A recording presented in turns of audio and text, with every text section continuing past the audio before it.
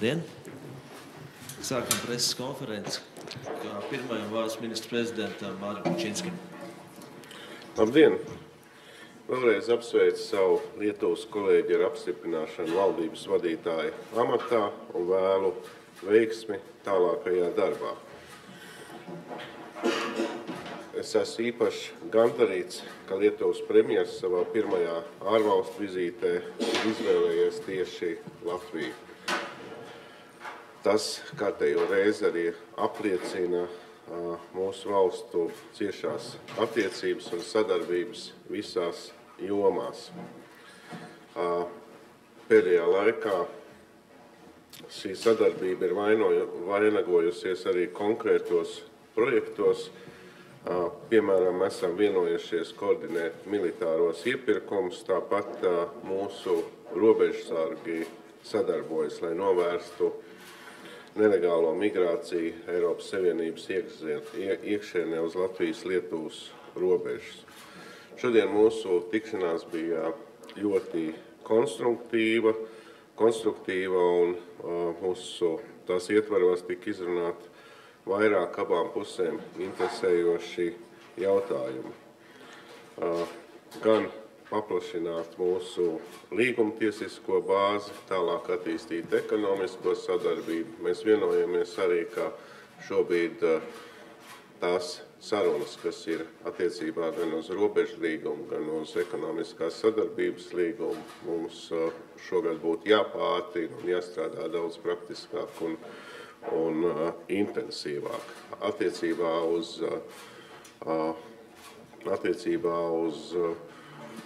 transporta infrastruktūras izteica arī savu gandarījumu, ka var, un Lietuvas premjers, ko arī apliecināja, ka šobrīd mūsu nostāja Rail Baltica projektu virzībā ir pilnīgi identiska un ir visi priekšnoteikumi, lai mēs kopīgi ietu tālāk. Tāpat pieskaramies jautājumam par enerģētisko neatkarību, tā skaitā arī par gāzes jautājumiem, par ieskaitot naftas terminālu Lietuvā tālākās perspektīvas un vienojamies, ka šīs manas pieminētās tēmas arī mēs attīstām tālāk. Mūsu nākamā tikšanās jau ir šī mēneša beigās Igaunijā, kur mēs Tallinā tiekamies Baltijas valstu ietvarā arī kopā ar Igaunijas ministru prezidentu, bet šos savus divpusējos jautājumus mēs pārunāsim arī jau Tallinā un turpināsim īstenot mūsu labos sadarbības projektus. Paldies! Paldies! Vārds Lietuvas premjerministram Saulim Skvernēlam. Labdien! Vispirms gribu pateikties Latvijas ministru prezidentam par iespēju pirmajā vizītē ierasties Latvijā uz Rīgu braukt. Un tas, protams, ir simboliski, zinot mūsu valstu vēsturisko sadarbību, mūsu cilvēku identitāti, brāļu attiecības, un tiešām ļoti priecājos, ka esmu šeit. Ministru priekšsēdētājs jau pieminēja svarīgākos jautājumus, par kuriem mēs runājām. Protams, tas ir vairākas tēmas, kas ir īpaši svarīgas, runājot par ģeopolitisko situāciju, kas ir šī brīdī Eiropā, kas ir saistīts ar mūsu drošību, mūsu valstu kopīgu darbu un darbību koordināciju, lai nodrošinātu mūsu drošību un neatkarību. Un ļoti svarīga tēma bija enerģētiskā neatkarība. Mēs lieliski saprotam, ka runājot par elektrības tīklu, mēs esam atkarīgi pagaidām no Krievijas elektrotīkliem. Un sinhronizācijas projekts ir ļoti svarīgs Baltijas valstīm. Un risinājumi, kādi tiks pieņemti, Tas ir izaicinājums mums visiem un no tiem atvienoties un sinhronizēties ar Eiropu, bet gāzes jautājums, tas ir gan ekonomisks, gan politisks, un tas ir saistīts ar enerģētisko neatkarību, un domāju, ka sadarbība runājot par pašu infrastruktūru, gan Lietuvā esošo gāzes terminālu, gan Latvijā ļoti svarīgo gāzes glabātavu un tātad savienojumu ar Eiropu, 3 valstu, Baltijas valstu un Polijas sadarbības paraugs. Tas varētu būt Lietuva savā pieredzē ar savu piemēru tiešām ir parādījusi, tad, kad parādījās šis termināls, ka mēs tiešām esam pilnīgi neatkarīgi tieši šajā te gāzes jautājumā un tiešām varam tagad pilnīgi citādi runāt ar piegādātājiem tieši caur ekonomisko prizmu, bez neskarot jau politiskos jautājumus. Transporta jautājumi ir ļoti svarīgi. Es jau minēju kolēģim, ka Lietuvā valdība pieņēma lēmumu, kas saistīta ar Baltika īstenošanu, un tiešām redzu brīnišķīgu perspektīvu. Tas ir izaicinājums svarīgākais, ka šī līnija, šai līnijai jābūt ekonomiski izdevīgai, jābūt piemērotām kravām, attiecīgam daudzumam. Runājām arī par sienas aizsardzību, robežas aizsardzību, tātad mūsu robežsardzes organizācijas strādā kopā, un man prieks, ka mēs varam runāt par visām tēmām, un šīs tēmas, kas ir ļoti, gan kas ir vecas, neatrisinātas līdz galam, tas ir mūsu jūras robežas līguma ratifikācija, un es vēlreiz priecājos par to. Es ceru, ka mums ir brīnišķīga iespēja vēlreiz iegūt dinamiskākas attiecības, gan ekonomiskajā jomā, aizsardzības jomā, gan arī kultūras un cilvēku sadarbības jomā. Paldies, žurnāls, laiks šīs jautājums. Dabar, Labdien, Līva Rauhberger, Latvijas televīzija.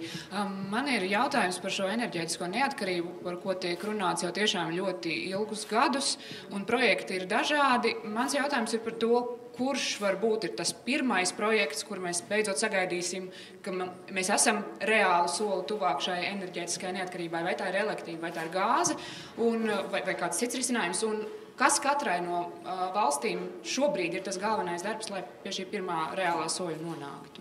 Paldies. Manā skatījumā, protams, ka jāsaka paldies Lietuvai Būtiņas termināla parādīšanās, protams, ka bija ļoti nozīmīgs pirmās konkurences radīšanai. Tad man bija prieks dzirdēt, ka tas attīstās tālāk, un mums ir alternatīvas. Nākamais solis, ja mēs skatāmies ilgtermiņā, mums ir ļoti nepieciešamie savienojumi ar Poliju, un arī ir parakstīts līgums starp Tallinu un Helsinkiem attiecībā uz gāzes pārvadu starp šīm valstīm. Un, protams, ka mūsu reizē bagātība un reizē, protams, arī iespējas ir Inčkalnu krātuvu, un mums šie jautājumi, par ko mēs par to vienojamies, ka mums tālākais ir jāskata ilgtermiņā un jāskata kopā visām 3 Baltijas valstīm, lai attīstītu šos savus iespējas nākotnē.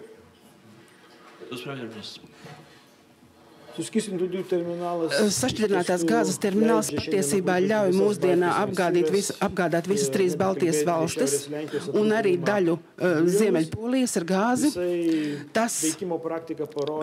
Tātad prakse rāda, ka ir palielinās iespējas tātad iegūt neatkarīgu gāzes piegādi. Mums ir kontrakti ar amerikāņu firmām. Tas ir sašķidrinātās gāzes, tiek piegādātas nevis no viena avota.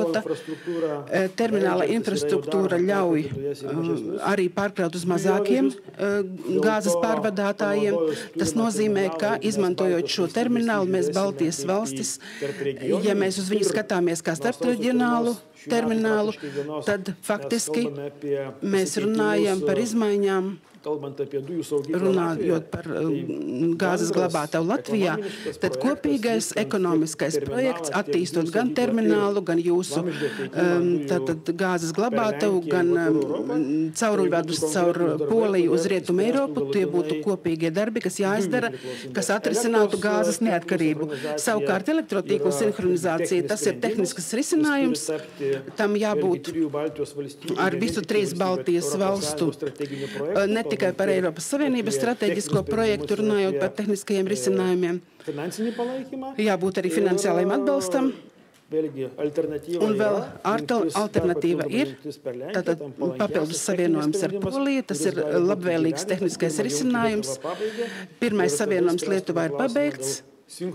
Un tagad ir jāatrisina jautājums par sinhronizāciju un jāpieliek punkts. Protams, ja to izdarītos tehniski izdotos izdarīt, bet 18. gadā, kad atzīmēsim mūsu valstu 100-gadi, ja mēs tad redzētu projekta beigus, tas būtu brīnišķīgs un spēcīgs solis no mūsu abām valstīm, gan tautām, gan pilsoņiem. Labdien, Gins Amoliņš, Latvijas radio jautājums abiem valstu premjeriem.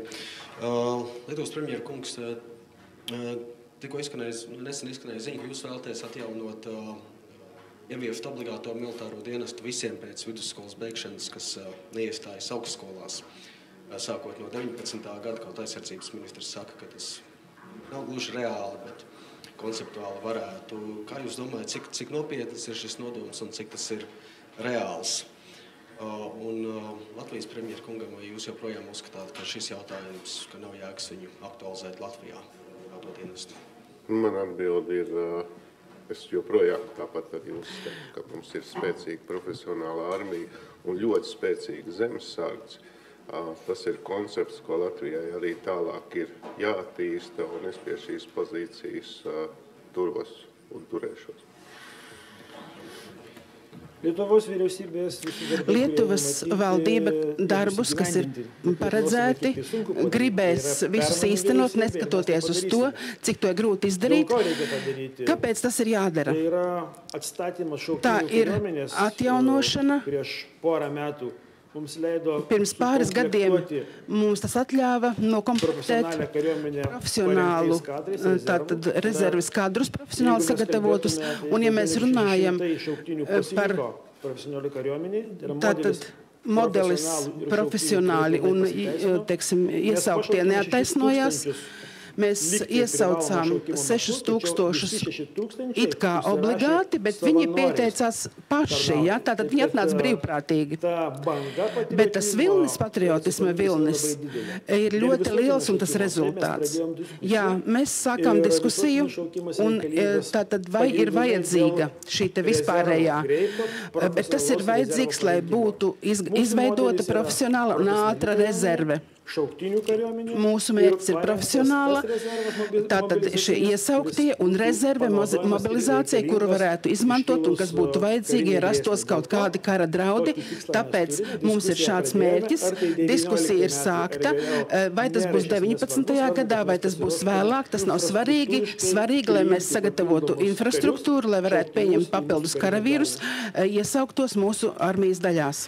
Ja var mazliet piebilst par tendenci līdzīga, par zinām patriotisma. Mēs varam runāt tādās pašās līdzībās, īpaši pēc visiem notikumiem Ukrainā, arī Latvijā tas pastiprinājās. Mēs uzlikām akcents uz zemesardzes, attīstām zemesardzes, un jāatzīst, ka gribētāju skaits ļoti ir palielinājies. Tas, kas ir problēma, un diez vai to var obligātais iesaukums atrisināt, protams, jaunieši, diemžēl, veselības ziņā diezgan nesagatavoti no mūsu skolām iznāk. Paldies.